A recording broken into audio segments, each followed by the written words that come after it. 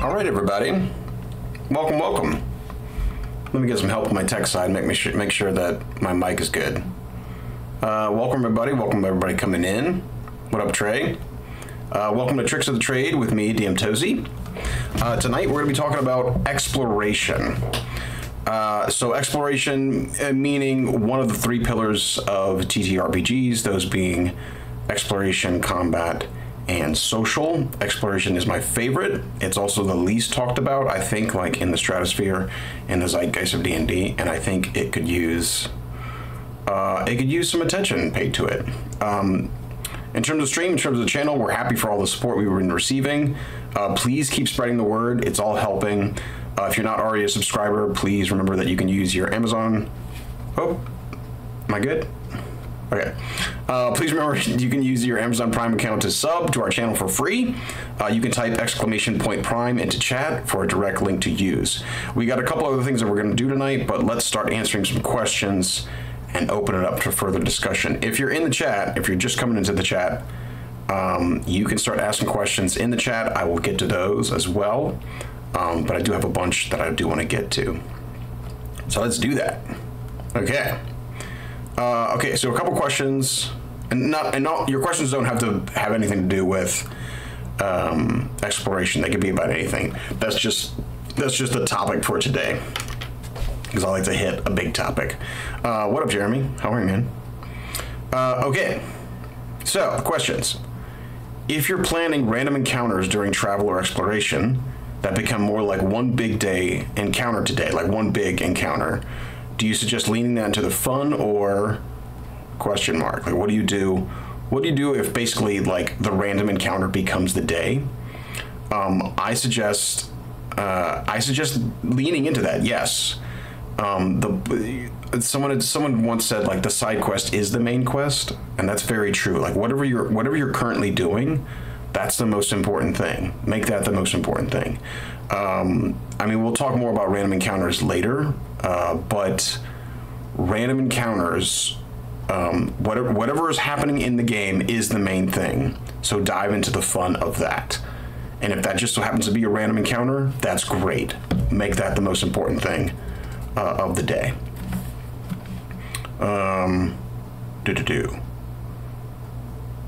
How can you make traveling long distances in game more fun? Oh, we already have another question. I'll get to you one. Oh, One No Beef. Welcome to chat. How can you make traveling long distances in game more fun without throwing encounters of them every day or every night? It depends on the campaign you're running. If you're running like a harder campaign, like my campaign, Sirocco is there's supposed to be more random encounters. I've kind of pulled back a little bit. But encounters shouldn't happen every day or night, I don't think.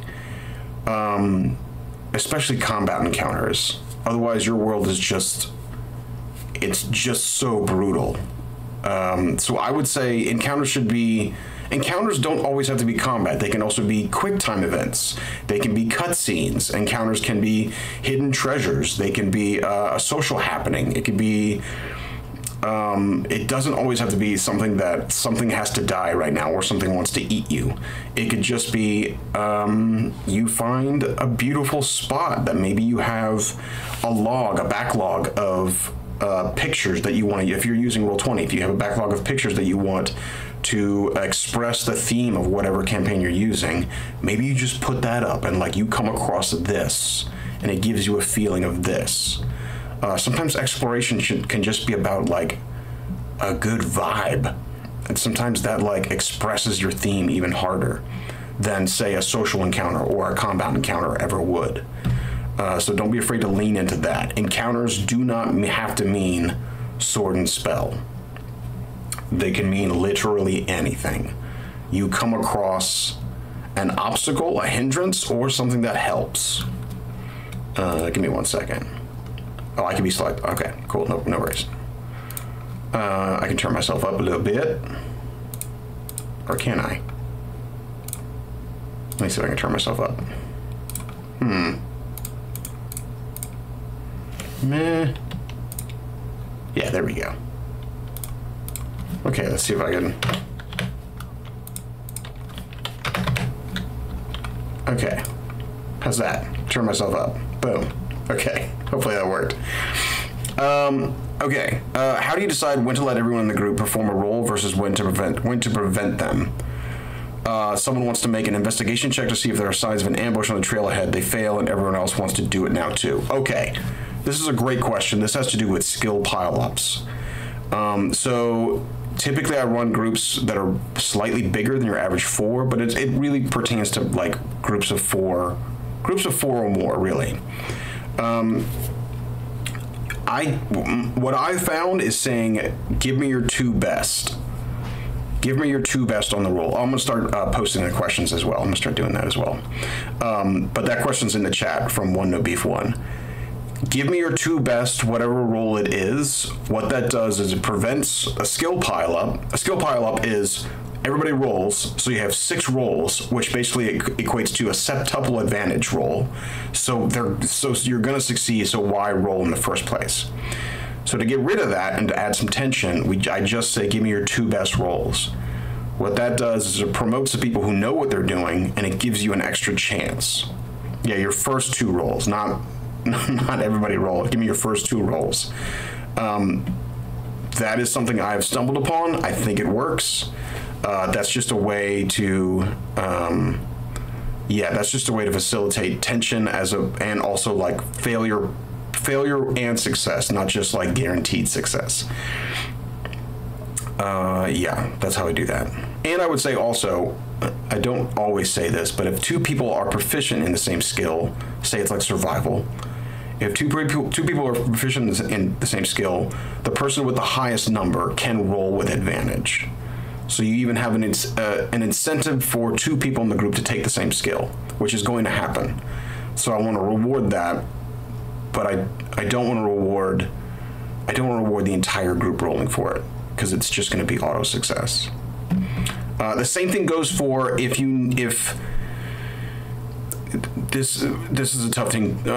It's just the opposite. If there are 6 people rolling, and if any one of them fails, it's a guaranteed failure. If it's a fail state, if one fails, then that's a failure. You don't need to roll that one either.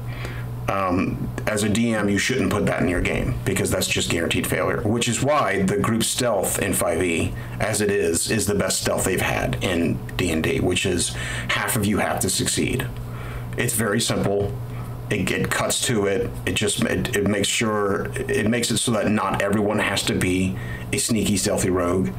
But you can also do that to any other skill. There's no reason. Just like you can pacify any skill, you can make any skill passive by just saying it's 10 plus your bonus. You can do that to any other. So you can possibly say, here's an idea. You could say like, everybody roll survival. If at least half you succeed on this. That's a way to do it. Why not? That could work, I guess. Okay, this is a question from Trey. This is a question from Trey last time that I didn't get to. 1 second. Okay, 1 second. Let's see, I'm gonna paste this into chat. Have you ever personally put the deck of many things in a campaign or played in one where it was used?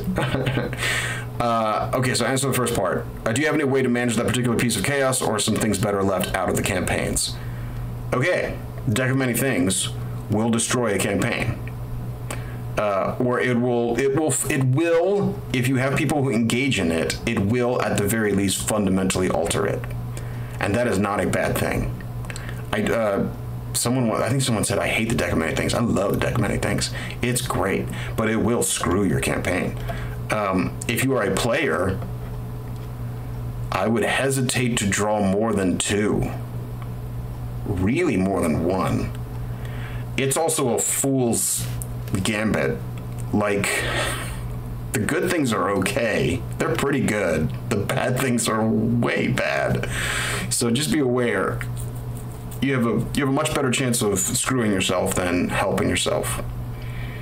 I don't want to ruin too much about it, and I would suggest that if you're just going to be playing and you're not going to DM, don't look it up. Just encourage a DM. my best advice is, you've heard me say the deck of many things. You know it's a part of the game. If you have a DM, say, hey, is this part of your game? Can we have this be part of the game? and play with it. Don't read up on it. Just play it. No spoilers. I suggest not picking 5 cards. Don't go crazy. Just pick a couple. Why not? Because I think you have to say, like, right when you get it, like, I'm picking 5 of these or something like that. But it will fundamentally alter your campaign. If you're DMing a deck of many things, you need to prep for it. It's not just an item you can throw into the campaign. You need to prepare for it. Can we put the deck in our Tomb game?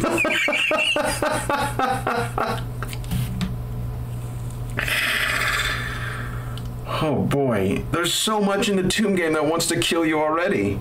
There's so many things. That's the whole point of it.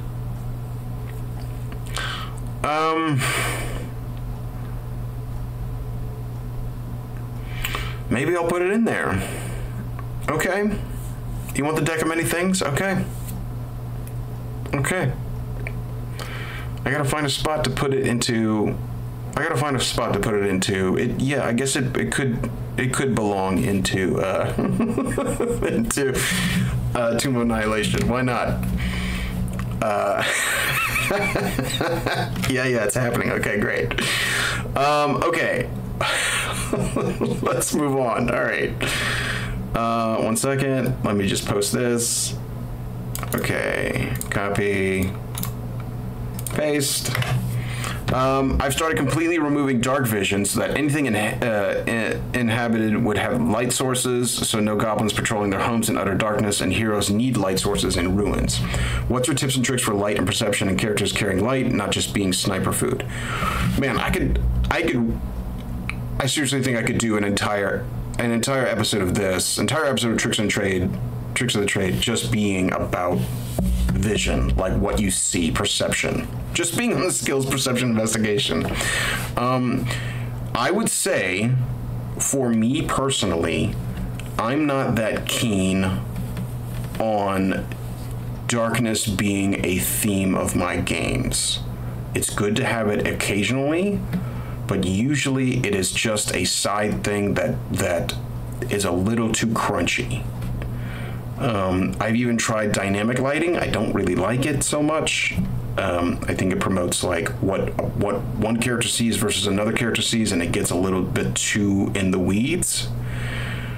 But I can totally appreciate why other DMs love it and prefer to take dark vision out and just say, like, there's a lot to do with darkness. There's a lot of games, there's a lot of other TTRPGs that are all about darkness. 5 Torches Deep. There's a couple other ones. Shadow, I forget what it's called. Damn it. But there's a lot of other TTRPGs that are all about what you can't see. And just, they're not necessarily horror games, but they're all about building that type of tension. I think it's great. I prefer to have you see the thing and let it be terrifying in its own right, and just get around the whole darkness thing. I usually take a little bit of time to determine who has the torches, we're taking care of light, and then to move on from that. But typically, I think obfuscation of things should be the exception, not the rule. But there are TTRPGs that's the rule. Like, it's all about what you don't see. I also don't think it should be about what you don't see, because as a DM, and if you DM, you'll feel this as well. As a DM, you have 20/20 or 19/20 or 18/20 vision of your own world. The characters have none. They only have what you give them. So it can feel a little extra aggravating when you're constantly saying that's outside of your field of vision, or you just don't know how, you don't have enough light to see more of the world that I'm trying to paint for you. But again, I totally respect how people remove dark vision. I get it.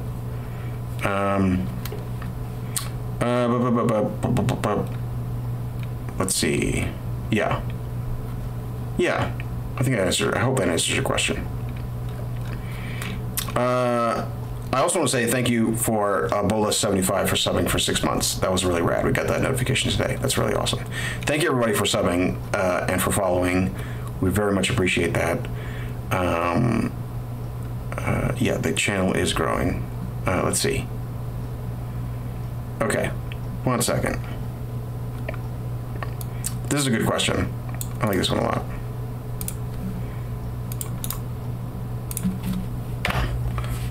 When battling your players with one of your BBG and their minions, how hard is it to stay within the limits of their intelligence and not outflank your players? My answer is sometimes you should outflank your players. That should be the exception. It just will be the exception because the monsters in D&D, typically their intelligence is lower than your average PC. But every now and then you do want to outflank them. Just understand that as a DM you are one person. So it's always good to take a step back and think like, does this BBG or does this boss character and their minions, do they have hive mind? Are they separate entities? Because they're not just the DM's mind, they're also their own people, and they have their own wants and desires. So just like the players do, the players don't always, I mean, you guys know this if you've played for a while, your strategies don't always mesh with the other players' strategies at the table. The same thing should and can happen with, as a DM. It's okay to let your monsters have those weaknesses and vulnerabilities if they don't have a hive mind, or if they don't strategize well enough, or if maybe some of your characters are jealous of some of the other ones. What's a good example? There's a part, it's happened with a drow encounter. Yeah, Josh gave me a tincture and immediately threw it away. Exactly, yeah. That can happen with the enemies too. There was a part with like drow where a matron mother was like dying, or she was like on the verge of losing, and then one of her male servant folk, they don't have a great society. Oh, thank you. I just got a notification. That's the first time I've heard that. I think is that a sub. Oh, thank you for subbing. Appreciate that. Thank you. Appreciate that. The drow stabbed the matron mother because that drow was done being a servant. That servant realized, like, oh, the tide is turning now. It's time for me to make my move. So you can do stuff like that. Thank you for the sub. Appreciate the sub. But remember, monsters, especially intelligent humanoids, have some idea. Oh, this is also important. Monsters, especially intelligent humanoids, have some idea about spells, tactics, etc. So if they have an intelligence above a 10, they probably know what a healing potion is. They probably know what the spell magic missile is. They probably know what a couple first or second level spells are. If their intelligence is any higher than that, what up, Turtle Sax X? What up, dude? They're going to recognize some spells. They're going to recognize some tactics that you're using on them because they live in the same world, right? They don't understand what a hit point is, but they understand that this potion will heal them, just like their cleric buddy will heal them just as well as your cleric buddy will heal you. Okay. So just always remember to play a particular monster's weakness. Weakness and vulnerability equals immersion. If you highlight weakness as a DM, don't worry about murdering your players. You have the power to murder them anytime you want. The best thing you can do if you are DMing is to highlight weakness. Highlight vulnerability. Yeah? Which is why one of the problems with the monster manual, but I totally understand why it's not there, is that more creatures need more weaknesses. They literally need it written out. If I were designing a monster manual, more things need more cold and lightning vulnerability, and more things need more radiant and thunder resistance. those are some of the things that need to happen in the game. What are some of the ways you can naturally encourage players to step their toes into role play, whether during exploration or otherwise? So here's the deal. I've had a number of players say, like, hey man, I'm just here to roll dice. Like, they're a ROLL player. And that's okay. Fundamentally, that's okay. However, it is still a ROLE game. So step their toes is the optimal. That's a good expression for it. Like, you want to gradually give them nuggets of things to play with. What I would do is, during exploration or otherwise, like, give them things that they would be attached to. If they're playing, like, you can use some of their backstory. You can use some of their memories. You can do just a simple acting memory exercise. Like, hey, this thing reminds you of something from your youth, or something your parent or guardian once said to you while you're exploring this thing. Or this makes you feel like you felt because you were a soldier in the war. This makes you feel like you are back in that war, and you're having trauma because of that, and then maybe show up a picture of whatever that is. If you have a backlog of things, a backlog of evocative imagery, but I'll talk a little bit more about that later. Cool. Yes, that should do it there. Okay, so let's pause a bit, because I got two other things I want to do with you tonight on the stream. First off, my friend Jeremy, aka Mr. Barely There, Jeremy, is going to be making it out here in June to be an interloper for our Planescaper show. He asked that we put to a poll what type of character he should play. So our moderator, the sensei, will now get that poll. We'll now get that poll going on in chat, and we'll check in later to see how it pans out. Can we start doing a poll? So that's for our chat to start having ideas about what kind of character Jeremy can play when he comes out here in June. So let's do that. And Jeremy's the kind of cat, he will go with it. He will, like, whatever you give him, because he's got that brain for it, he will make a backstory for it. I have utter confidence in him. Yeah, race class ideas. And maybe even a couple names, but let's just do race class, I guess. Yeah, let's do that. You'll then build a poll with the ideas. Awesome, let's do that. Okay. Second, I will be announcing the first two teams rosters for our team versus team bout. So if you're here to hear that, here it comes. Our TVT PvP, team versus team style PvP, will be next Sunday. It won't be live streamed because I just want to work out some kinks that might happen in there.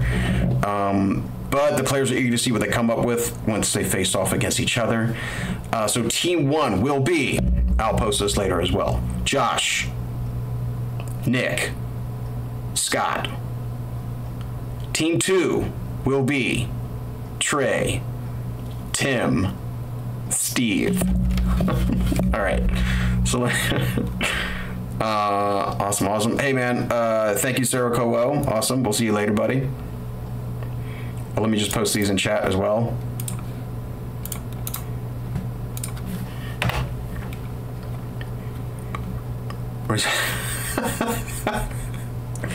Great, awesome. Okay. So those are your team rosters. You are encouraged, Josh, Nick, and Scott, to message each other on Discord. Same with Trey, Tim, and Steve. Great, higgle diggle, yes indeed. Awesome. Oh my god, I love this one. Halfling Fighter is a story for every scar, and he's proud to tell you about each one. Awesome. Okay, back to the questions. We're not even done with the questions, so we'll get to it. Okay, let's see. Okay. Oh, also, just a reminder, everybody. One second. We do not have a Planescaper show this weekend, or this Tuesday, rather. We have, I will be live streaming Quake. I'll be doing the first Quake. If you don't know what that is one of the best first-person shooters of all time. I'll be doing that this Tuesday at 9. I'll go, I don't know, 2-3 hours. We'll see how far I make it. I will not be doing a what do you call it when you go as fast as you possibly can? Speed run. I will not be doing a speed run because Quake is so fast that I think it's actually kind of it's a little too fast to do a speed run. Like when I watch it, I'm like, it's a lot. The other Quakes actually got slower than Quake. Quake 2 got a little bit slower, 3 and 4 got progressively slower than Quake 1. It's hard to believe, but that's the way it is. So I'll be playing Quake 1, and then I'll jump into Quake 2 once I finish all those. There's a lot to play. If you jump in on Steam, you can buy all of them for like $3. It's a great game, and I'll show you how good I am at the game. I'm pretty good at the game. I won't be doing Nightmare. I'll be doing hard, because I think hard's the most fun, and I won't be doing speed, but I'll be at a clipped pace. You'll see when I do it this Tuesday. Yeah. I mean, it's kind of a flex, kind of. Okay. So that's happening this Tuesday at 9, and then also we are doing Thursday. We're continuing Tomb of Annihilation stream with our Thursday group. Okay. Whenever we're traveling, especially in Sirocco, you ask for some combination of dice rolls to determine stuff. What different factors do those dice rolls randomize? Why those factors? Why use randomization? Okay, so what different factors do those dice rolls randomize? They randomize a lot of different things. What kind of encounter it's going to be? Is it going to be, most of those are combat encounters, honestly, in Sirocco, but that's a very specific campaign for that. But it can be anything. It actually can be there are some other different types of things on there. It could be the weather also. There are weather patterns that happen in Sirocco. There are different types of Sirocco. There are literally different colors of Sirocco that can happen in the desert. Why do we do those? In order to put a bunch of chaos in the game. It's important to have chaos in your games. It's important to use randomized tables that other people have made, not just yourself, but literally to grab stuff offline or online and put it into your own campaign, because it keeps you fresh. It keeps you on your toes as a DM, and it just it makes it fun for you as a DM, because you're gonna find things that you weren't prepared for, and being unprepared when it comes to like random events sometimes is great. It leads to surprises. It leads to really fun stuff. You did encounter different colors. You may not have remembered it, but you found there were different colors. I don't want to go too far into it because I don't want to give anything away. But yes, there are different colors for Rocos. Yeah. Why are those? So yeah. Randomization keeps the game fresh for the DM and gives the game a sense of true chaos, which is helpful. I recommend using random charts made by other people, including charts from whatever module you are using. Yeah, modules also have them. Mike Merles is famous for loving random charts. I think some of the other creators are also, they love them as well. They kind of take the lead from him as well. It really is what makes D&D fun. Use random charts. Made by other people who are not you. Oh, everybody vote. Yeah, everybody vote to see for Mr. Barely for Jeremy's character. Please, everybody vote.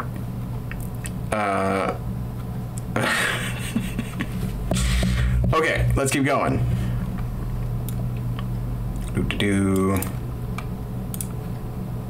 Okay. How often does altering the weather come up while you're planning outdoor exploration? Do you ever intentionally plan weather conditions for your campaigns, or does it only come up when the player wants to cast Call Lightning or control weather? In Sirocco, it's built into the campaign. In other campaigns, not so much. It can be, but usually it's a bit more free-form, like whatever I want to happen during the campaign. So typically I don't use random tables for weather, but Sirocco I do. But I opt for a quicker feel for weather. Usually the weather in my games is bad. I also recommend in most of your campaigns the weather should be bad. At least always has the potential to be bad. Weather is a useful metaphor for obstacles in the games, and so it's a useful metaphor for obstacles in life, right? A storm is coming. Is like the title of, in its own way, is the title of many fantasy books out there. Bad shit is on the horizon. Yeah, so I do you intentionally plan whether it's for your campaigns or does it? I mean, typically it does usually come up when someone wants to cast Call Lightning or control weather, but they can get real bad that they start to affect like ranged attacks or concentration. Rhyme of the Frostmaiden, I'll just say, weather's a thing and it's bad. It's real bad. It can cause problems. And that is, there's a randomizer for that. There's a blizzard die for that, which is kind of neat. Okay. Yeah. Let's keep going. Boop, boop, boop. You can also post more questions if you have more questions. Some weather creates lightly obscured tool. Yep. I should do more lightly obscuring because lightly obscuring is like a good thing. It's a good thing for some characters. It's actually a good thing for some characters, especially PCs. I should use more light obscuring. Everyone knows about the havoc that Silvery Barbs can wreak. What is your opinion on the other standout spells of Strixhaven, Vortex, Warp? So let's just do that right now. Silvery Barbs is a bad spell, meaning that it's too good. So that is why it is banned. It is banned because it is too good. It exponentially gets worse the higher level your characters get.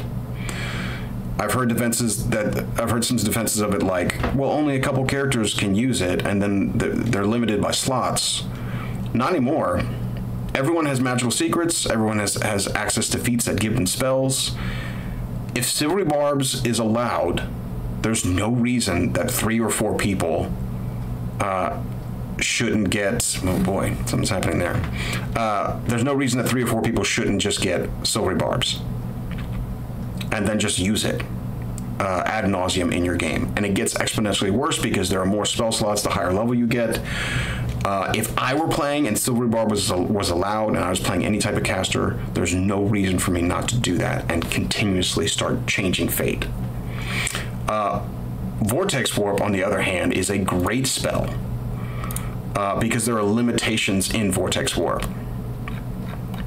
Vortex Warp is a spell, if you don't know what it is, that you can, typically it's used for moving a character. You cast on a character and you move them somewhere else. I think there's like a range of 90 or 60 feet on it.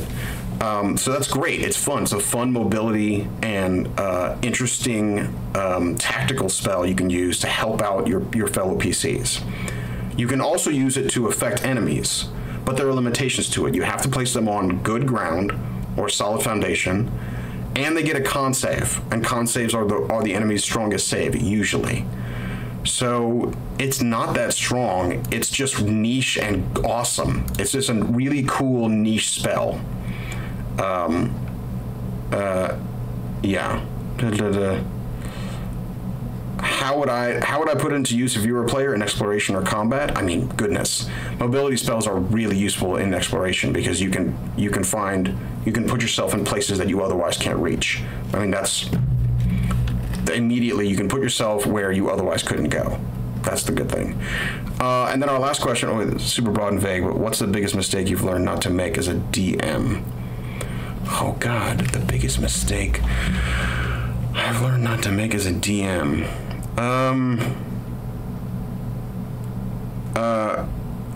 I would say like not trying to have too strong a grip on the game, like not trying to I'm gonna do another topic on railroading.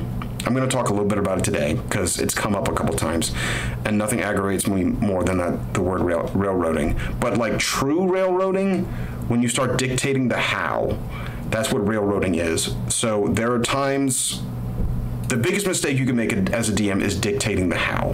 Dictating how a player solves a problem. Or even pushing a player to solve it in a particular way. I think when you get too hands-on with what they need to do or how they should solve things, that's where we get into problems. There was more question about rest casting. What was the question about rest casting? Someone related to this. How do you feel about rest tricking? I've heard this term used to describe casters expending a spell slot just before the end of a rest so that they get the effect and then their spell slots refresh. I'm actually okay with that. I'm really okay with rest tricking. Yeah. Because what I've added into the game, and I think a lot of DMs are adding into the game, is special occasions where you can't long rest. There are some things where, say, you can't long rest around a legendary creature within like a certain mile radius around legendary creatures. Or you can't long rest inside a big dungeon or some other dungeons, or until it's like cleared out or until it's cleansed or something to that effect.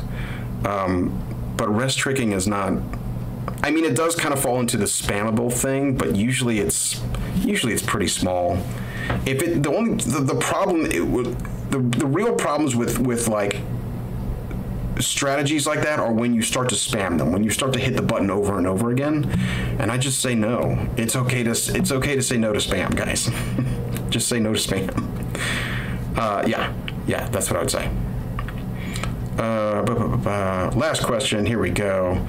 What are some? Second. Okay, cool. How do you manage guidance spam? Oh gosh, I could talk about forever. I could do a whole episode on guidance. How do I manage guidance spam? Guidance comes with its own limitations. It's touch, and it is a preparatory spell. It is a touch preparatory spell. So you can't use. I would say you can't use it on someone just doing a quick intelligence check, like a quick arcana or quick nature, religion.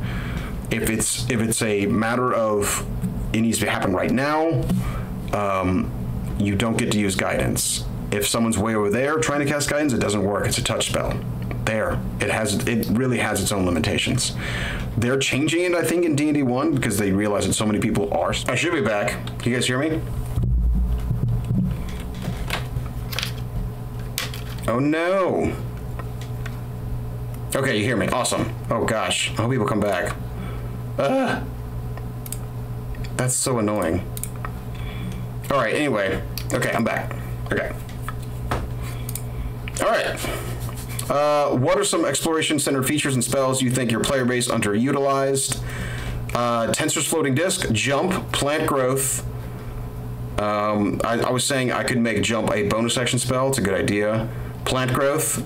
Plant growth is great for like off-screen. On-screen, it could be really aggravating for everyone involved.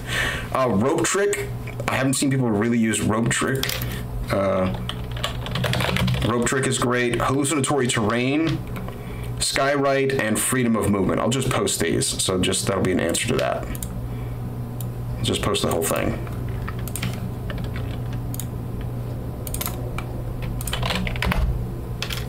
There it is. Yeah. All right. Well, that sucked. Okay. All right, I'm back on. Okay, how are we doing on the poll? Do we have the poll ready? Poll wrapped up with the crash. The winner is retired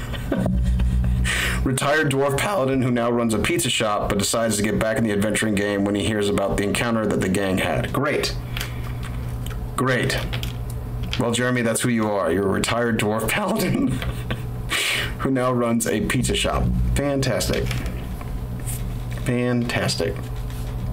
Okay, now let's get into, God, we're 45 minutes already in, but now we could do the actual discussion. Those are all the questions. Great. Okay, so 3 pillars of TTRPGs. I don't know, man. You could be an animatronic. I don't know. The 3 pillars are combat, exploration, and social. Exploration is the often forgotten brother of combat and social. It is the glue that binds them all. Exploration never stops, even when we're in combat or social, just as it's true for the other 2 brothers. If you're in combat, social never stops, or at least it's always there. The potential for social is there. And if we're in social, there's always the potential for combat to happen. Yes?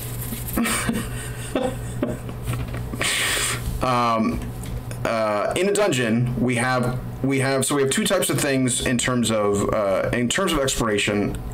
In a dungeon, we have organic, ecological spaces, and we have funhouse dungeons. White Plume Mountain is called a funhouse dungeon, but actually, I would argue that there is an ecology strapped to it. But both have their merits. Both are totally fine. You could do either one. And they're good. They're good to think about this. Like, what do I want to make? Do I want to make a funhouse dungeon, or do I want to make a dungeon that makes sense in the real world, or something, or attached to the real world? If you want to include ecology in your dungeons, just remember a couple of things: bathrooms in your dungeons, or places where monsters shit and piss. Food, water, entrances and exits. That's a big one. Entrances and exits, not just one entrance or one exit, but like multiple. Negative space. Negative space. I could do a whole episode on negative space. So the way dungeons were made back in the old days, in like the 60s and 70s, they used a lot of negative space, like too much. What negative space is basically, when they thought of a ruin, they thought of how ruins are these days. Like in real life, a ruin doesn't have much to it. It's been ransacked, it's been desecrated, everything's been stolen, there's nothing in it, there's not a lot of predators because there's not a lot of prey in there. So there's a lot of emptiness to dungeons. They kind of went overboard in trying, I think, in trying to implement that. But I would say you still want to use some negative space, but too much of it will feel too empty. But if you want to build tension, especially in a horror game, you have to use negative space. So it's just something to think about when we deal with exploration. Like, some things should just be empty for their own sake. You need to let things breathe. You need to let the tension build by not having everything come all at once, right? You need some space between the obstacles. Yeah. You also need a sense of time and history in your dungeons, right? So, especially with like ruins and stuff. Empty rooms make you speed up and make mistakes. Yeah, it's true. It's very true. It's very, very true. What else? In the open world, we think of exploration in terms of random encounters, but they can be built into the open world in several ways. We can have weather systems. We talked about this a lot, right? Put these in your game. Places of beauty, ugliness, right? Cinematics, visions. War, peace options. Are nations at war? Do we see bits of that? Are they at peace? Do we see that? In Roll20, I have found the best way to incorporate this is to use evocative imagery. Literally build this into whatever module you're using as a DM, or if you're making your own. Don't forget to create a space just for imagery, just for thematic imagery. It could be anything you want, anything you find. Anything could be a map, anything could be a vision board, anything could be something that the players not necessarily they're not necessarily actionable, but they certainly interact with on some level, right? But yeah, imagery for thematic purposes is always useful. Okay, so Jeremy, great. It's midnight on the East Coast. Thanks. No problem. No beef. Thank you for your comment. Appreciate that, buddy. Okay, last bit. We'll talk about box text and its uses. Use box text. You definitely want to use box text. What I mean by box text is literally the thing in the old school modules, and they have in the new modules as well. Although sometimes not as much. And it's a shame because it's very useful. It's literally the sensory application of what the players sense. What they see, what they touch, what they smell, what's immediately in front of them. When they walk into any room or they're in any environment, give them their senses. It's useful for a whole bunch of reasons. What it stops is if you're just describing a room and you're like, you enter a dark, dusty, web-covered room. There's a red chest in the southern corner. It looks like it's old. It's beaten, and there's a devil's face in the front of it. If you just say these things, you're going to have players that say, "What kind of room is it? So where are we again? What color is the chest?" They'll just ask you the things you've already said, and it is it's rage-inducing. So use box text if you can. Copy, paste, so that people can read while you're literally reading. So we're all cylinders are shooting. Okay, so layers. One of the cool things about 5e is they introduced layers with layer actions. This is another way to enhance exploration, enhance the feeling, the vibe of tension. Literally, things that are big enough that have legendary status will have an area around them that will be thematic, that will mirror their own abilities. A red dragon will have like will have a fiery layer around it. The ground and the earth will shake. Things will lava will shoot out of various different places. You know, use those. Don't forget to use those. Those are very, very important. I need to use those in a couple places. I need to go rethink about a couple of those. Okay, so oh, don't forget about music and soundtracks. These are crucial for exploration. It's just another thing you got to think about if you're using Roll20. If you're going online, or if you're live, really. If you're live, you need to think about what players are listening to. It helps ratchet up tension. It helps ratchet up. It builds the theme of whatever you got, right? It builds the imagery. It builds the vibe. Okay, so railroading, because this happened. Someone was talking to me about railroading the other day, and I wanted to scream because they had said they were under the assumption that railroading has to do with pushing the PCs towards any given content, and that's not railroading. That just isn't. Railroading is dictating the how. If you build a set piece, if you build a bandit layer with a bandit king, and he's captured the village hog, I don't know, he's captured the village hog, and he has it in a cage. So you got the bandit with his throne, and he's got his little cohorts, and he's got the cage with the hog. That's not railroading. That's called content. You have made a set piece. Railroading is dictating how the players deal with this, how they deal with the obstacle. The obstacle, the what, is never the railroad. I wish I could scream that from the mountaintops, but whatever. I'll just use this. It's totally fine. But that's it. I think I've talked enough about exploration. That's a lot of yapping. We have our poll winner. Cool, Jeremy. That's what you're playing, Jeremy. Start making that up. Okay, so Planescapers is taking off this week, but join us for Planescapers is taking this week off. But we have a second session of Tomb of Annihilation Thursdays. This Thursday at 5:30 p.m. Pacific. We'll see about a raid as we head out. Could someone do a raid, please? Shoot you the rules. We'll shoot you the rules. We'll get you the rules later, buddy. We'll get you that for you. I'll also post to TVT what the teams are again. I'll make sure to do that before I go out tonight. Okay, do we have a raid? I need to learn how to do that. Awesome. Rated raid. Cool. All right, everybody. Peace out. Have a good one. Peace.